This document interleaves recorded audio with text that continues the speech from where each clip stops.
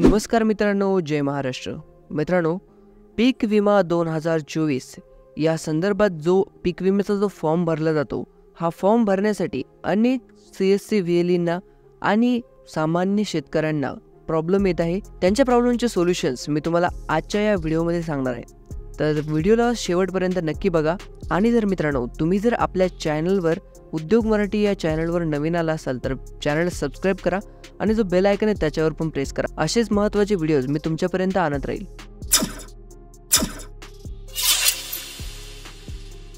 सगळ्यात पहिले मित्रांनो तुम्हाला या pmfby.gov.in या ऑफिशियल वेबसाईटवर येऊन जायचं आहे. या वेबसाईटची लिंक मी तुम्हाला आपल्या डिस्क्रिप्शन बॉक्समध्ये देऊन टाकेन.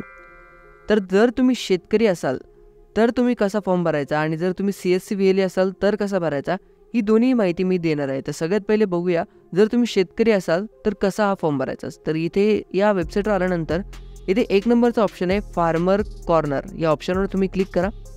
ऑप्शनवर क्लिक केल्यानंतर 2 ऑप्शन येतील, log in as a farmer, guest farmer. आता तुमचं अकाउंट इथं ऑलरेडी नाही आहे तर तुम्हाला गेस्ट फार्मर मोडच्या ऑप्शनवर क्लिक करायचं आहे. सगळ्यात पहिले तुम्हाला तुमचं अकाउंट ओपन करून घ्यायचं आहे. इथे फार्मर डिटेल्समध्ये तुमचं नाव, तुमचं पासबुकवर काय नाव आहे ते, रिलेशन टाईपमध्ये तुमचं काही नातेवाईकाचं नाव तुम्हाला इथे टाकायचं आहे. इथे मोबाईल नंबर टाका, तुमचं वय टाका, तुमची caste general, OBC, SC, ST जी पण आहे ती टाका, तुमचं जेंडर निवडा, फार्मर टाईप, फार्मर कॅटेगरी आणि ॲड्रेस टाकून तुम्ही अकाउंट नंबरची डिटेल्स इथे फिलअप करायची. हा कॅप्चा टाकून इथे क्रिएट युजर करा.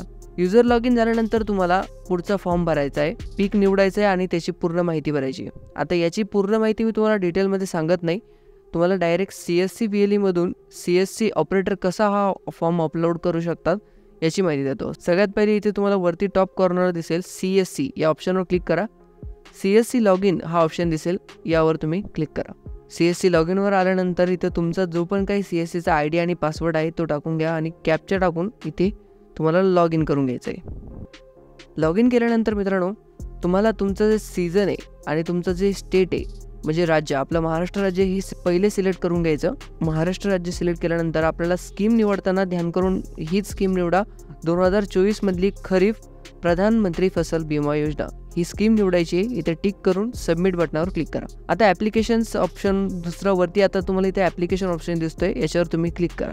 जरी समजा स्कीम वगैरे निवडताना तुम्हाला वाटलं की काही चुकलं असेल तर इथे बघू शकतात, इथे स्कीमची आणि जे पण काही खरीप आहे की रब्बी इथे सगळी माहिती दिसून येईल.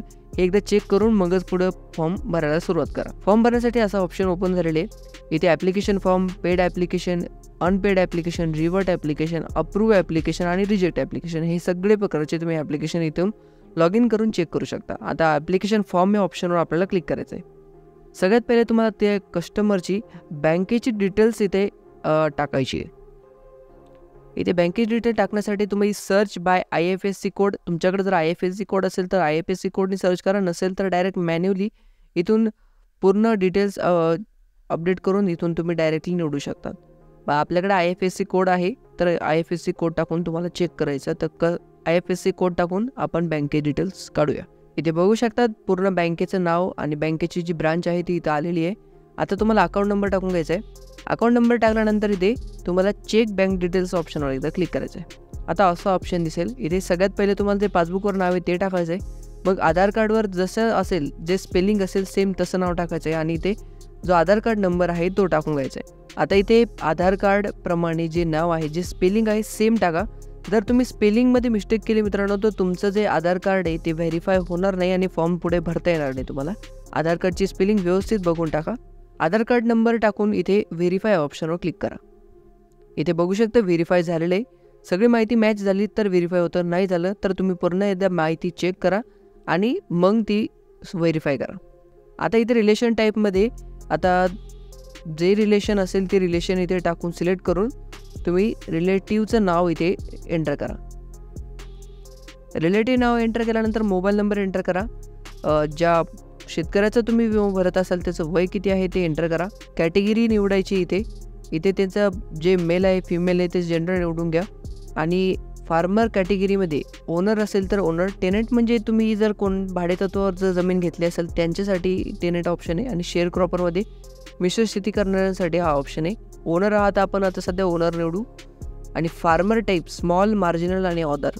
स्मॉल म्हणजे मित्रांनो ज्यांची जमीन 1 हेक्टरपेक्षा कमी आहे त्यांचं स्मॉलमध्ये येतं. ज्यांची जमीन 1 हेक्टरपेक्षा जास्त आहे त्यांची मार्जिनल येतं आणि ऑदरमध्ये जी जमीन 2 हेक्टरपेक्षा पण जास्त आहे त्यांची ऑदरमध्ये येते. आता त्यानंतर इथे रेसिडेन्शियल ॲड्रेसमध्ये तुम्हाला जो पण काही त्यांचा कस्टमरचा पत्ता आहे तो टाकून घ्यायचा आहे. ॲड्रेस इथे टाकल्यानंतर इथे नॉमिनीची माहिती येते, नॉमिनी डिटेल्स ही तुम्ही डिक्लेअर नंतर पण टाकू शकतात आणि जर तुम्हाला लवकर टाकायची असेल आत्ताच तर ही आत्ता पण टाकू शकता. पण सध्या आपण हे डिक्लेअर लेटर करू आणि सेव्ह अँड कंटिन्यू करू. सेव्ह अँड कंटिन्यू केल्यानंतर तुम्हाला इथे तुमचा आता क्रॉपची डिटेल्स टाकायची. जिथे तुमची शेत जमीन आहे तिथली सगळी माहिती टाका. पहिल्यांदा डिस्ट्रिक्ट निवडून घ्या, त्यानंतर तुमचा तालुका निवडा, नंतर तुमचं रेव्हेन्यू सर्कल, ज्या सर्कलच्या अंतर्गत तुमचं गाव येतं तिथलं सर्कल निवडा, ग्रामपंचायतचं नाव निवडा आणि तुमचं जे गाव आहे ते गाव निवडा. आता इथे मिक्स क्रॉपिंग हा ऑप्शन आलेला आहे. इथे याच्यावर तुम्ही टिक करू नका. नॉर्मल पिकासाठी नाही आहे, मिक्स क्रॉपिंग म्हणजे मिश्र शेती आहे, जिथे तुम्ही रेशो पद्धतीने तुम्हाला हे फॉर्म भरावं लागेल. आणि रेशो पद्धतीने फॉर्म भरण्यासाठी एक एक्सेल फाईल आहे, याची लिंक मी तुम्हाला डिस्क्रिप्शनमध्ये देऊन टाकेल. तिथून तुम्ही मिक्स क्रॉपिंगचं रेशो काढू शकता. आता नॉर्मलसाठी आपल्याला जे पीक आहे ते निवडून घ्यायचं आहे. तर आता मी सोयाबीन निवडतो. आता जी शोईंग डेट आहे म्हणजे तुमची पेरणी कधी झालेली आहे या पेरणीची तारीख इथे निवडायची आहे. त्यानंतर सर्वे नंबर टाकायचा आहे शेतजमिनीचा. नंतर तुम्हाला शेतकऱ्याचा खाते नंबर टाकायचा आहे. व्हेरीफाय ऑप्शनवर क्लिक केल्यानंतर इथे बघून घ्या नाव व्यवस्थित त्याच शेतकऱ्याचं आलेलं आहे की नाही. नसेल आलं तर पुन्हा डिटेल्स चेक करून पुन्हा सबमिट करा. डिटेल्स बरोबर असेल तर सबमिट या ऑप्शनवर क्लिक करा. इथे जे पण काही जमीन आली असेल ती जमीन इथे तुम्ही एंटर करून तुम्हाला जेवढ्या जमिनीचा विमा काढायचा आहे तेवढी जमीन इथे हेक्टरमध्ये टाकायची आहे. इथे बघू शकता सम अशोर्ड, किती इन्शुरन्स याला भेटेल, फार्मर शेअर किती द्यायचं आहे आणि टोटल प्रीमियम किती भरले जाणार आहे ती सगळी माहिती दिलेली आहे. आता इथे ॲड या ऑप्शनवर क्लिक करायचं. ॲड केल्यानंतर तुम्ही इथे बघू शकता तुमची पिकाची माहिती ॲड झालेली आहे. आता फक्त तुम्हाला डॉक्युमेंट्स अपलोड करायचे. डॉक्युमेंट्समध्ये पासबुक अपलोड करायचं आहे. सगळ्यांची फाईलची साईज, ह्या फाईल तुम्ही PDF मध्ये अपलोड करू शकतात किंवा JPG मध्ये पण करू शकतात, पण 500 KB आत या फाईल्स तुम्हाला अपलोड करायच्या आहे, हे ध्यानात ठेवा.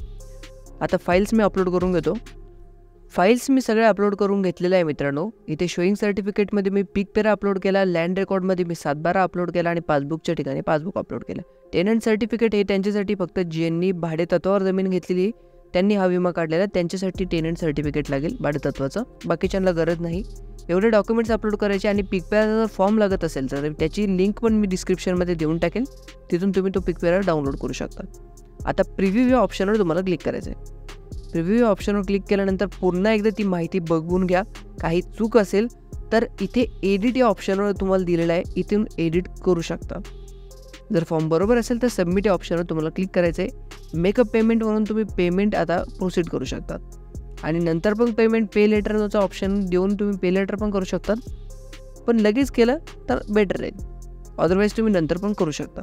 आता इथे तुमचा जो CSCचा पासवर्ड आहे तो एंटर करा, त्यानंतर पिन टाका. बघू शकता पेमेंट सक्सेसफुल झालेलं आहे. आता इथे बघू शकता ही प्रिंट जनरेट झालेली आहे. इथे प्रिंट या ऑप्शनवर क्लिक करा. या विमा पावतीची तुम्हाला प्रिंट काढून तुमच्या कस्टमरला देऊन टाकायची आहे. आता हा तुमचा फॉर्म सक्सेसफुली सबमिटेड झालेला आहे. तुम्हाला जर मित्रांनो हा व्हिडिओ आवडला असेल तर व्हिडिओला लाईक आणि आपल्या चॅनलला सबस्क्राईब नक्की करा.